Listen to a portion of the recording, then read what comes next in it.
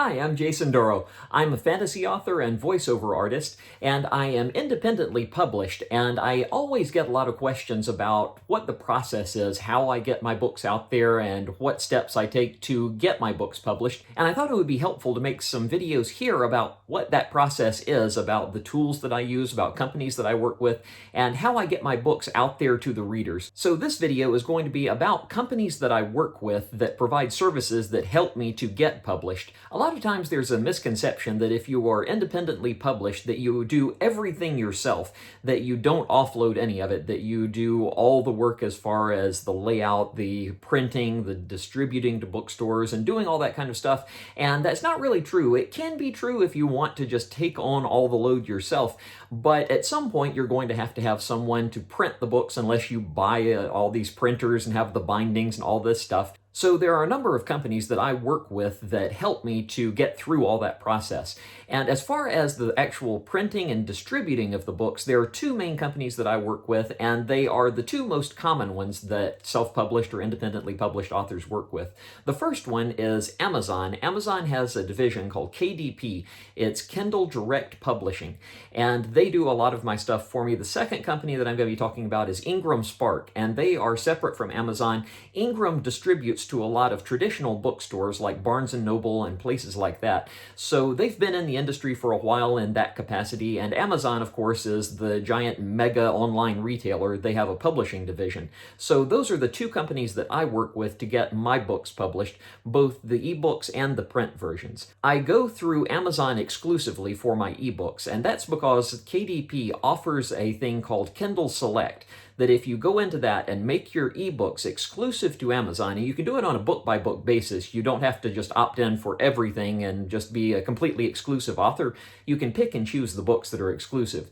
But if you go exclusive with them, you can get into Kindle Unlimited, which is like Amazon's version of Netflix for books, and you can get paid for page reads. Every time someone reads a page in one of your books, you get paid for that. And it's a really beneficial thing for a lot of authors, especially ones like me who have longer books, because it's more page reads for people to get through if they don't want to actually outright buy the book and just sort of rent it Netflix style. And by going exclusive through Kindle Select, you get a much better royalty percentage for ebooks that you sell through Amazon. I get 70% of the sale price as the royalty for each copy of my ebook that I sell on Amazon, so that's really good. A lot of authors do go wide with their ebooks, and if you want to do that, that's totally fine. I just have chosen to go exclusive with Amazon for now. Might change that in the future, but that's what I do for now. For the physical books, I have paperbacks and hardcovers. For the hardcovers, I have all of those printed at IngramSpark. IngramSpark and Amazon both do hardcovers, but I chose to do the hardcovers at IngramSpark because right now they do the traditional dust jackets on their hardcovers. I really like having that kind of traditional feel where there's the paper cover over the hardcover that has art on it. You can see my hardcover right here behind me.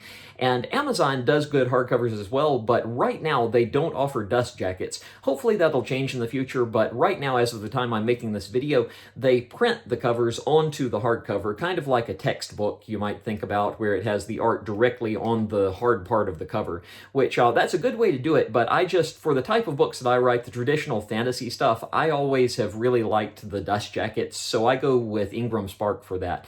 And IngramSpark prints the hardcovers, they distribute them to Amazon, and they distribute them to all the other stores, to Barnes & Noble, to even Walmart, Target, independent bookstores, places like that. As far as my paperbacks, it's a little more complicated. I have Amazon print paperbacks that are sold only at Amazon, and then I have IngramSpark print the exact same paperback, but it distributes everywhere except Amazon. The reason for that is a little bit convoluted.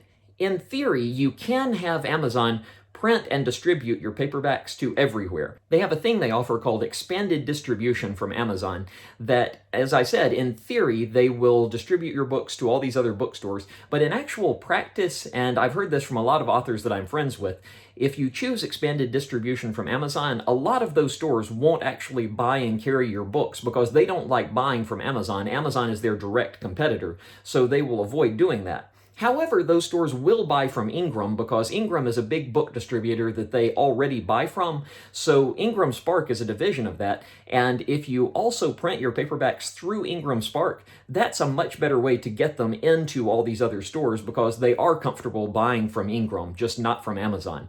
So I have it done both ways, and I don't know how true this is, but I've heard that Amazon in their algorithm on their store prioritizes the listing of books that they print themselves and distribute themselves as opposed to ones that are distributed from places like IngramSpark. So partly for that reason, partly for other reasons, I do have Amazon print the paperbacks that are sold on Amazon, and I have IngramSpark print all my other paperbacks. So that's how I do that. Like I said, it's a little bit convoluted, but I'll make some more videos later about how and why I do that in more detail. Another thing that I offload to another company is my mailing list. I have a newsletter and mailing list that I send out through email to subscribers, to readers who want to find out when I have new releases coming up, when my book's going on sale, or when I have new announcements, when I've finished a draft, or even when I'm just promoting other friends' books. I have this email newsletter that I send out. And you could manage that yourself. You could have an Excel spreadsheet that you keep track of email addresses, and you could just put it all together into an email and send it and try to manage all that, but that would be a huge burden, especially when you start getting a lot of subscribers like I have up in the thousands on my list at this point. And that's not something I would want to handle manually. That would take just all day to handle, and I probably would mess some stuff up and would end up accidentally sending out stuff to people who've unsubscribed, or I would be spamming people unintentionally. So I offload that to a company that handles it for me. And there are a lot of newsletter and mailing list companies in the market that a lot of authors use. The one that I use right now that I like is MailerLite.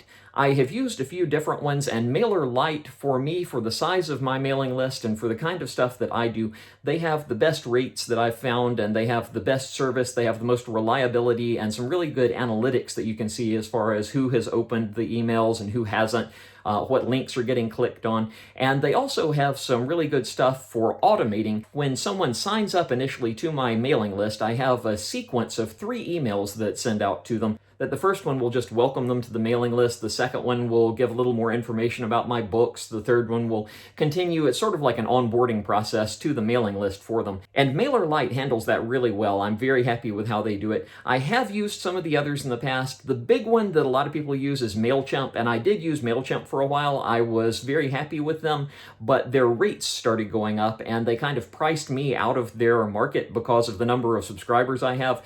I feel like they are a little bit better geared towards businesses and corporations as opposed to individual authors because of what their fee structure is. MailerLite is much more affordable for me. I don't have any bad things to really say about MailChimp other than that I just couldn't afford it after a while, so you can check around and see which one looks best for you. And the fourth thing that I want to talk about in this video is how to get people onto your mailing list, and I do use another company for that.